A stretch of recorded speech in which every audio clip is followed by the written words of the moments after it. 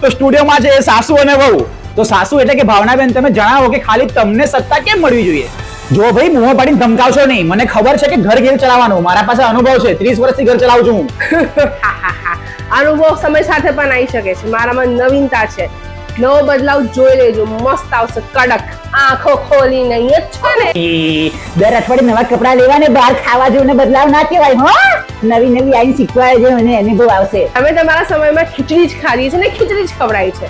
એનો અર્થ એ નથી કે મારા મતદારોનું ખીચડી જ ખવડાવી છે. એમનો હક છે કે રોજ નવું ખાવાનું ખાય. તમારા જેની ખીચડો જ. આ તમે જે ખર્ચા કરો છો ને ખીચડી કહીને, એની પાછળ છે ને મારું બજેટ અને સુંદર બચત છે. એટલે ખોટા નાટક કરશો નહીં ને તો પડશે.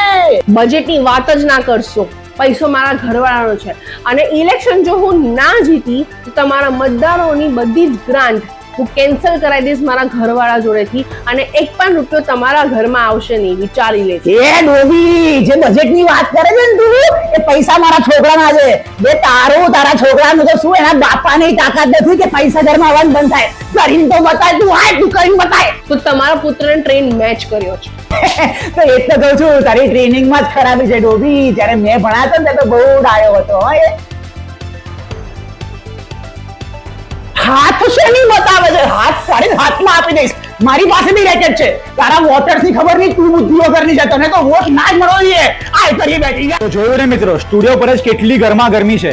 બીજા ભાગમાં આપણે જોઈશું કે મત લેવા માટે આ લોકો ઘરમાં શું પ્રયાસ કરી રહ્યા છે.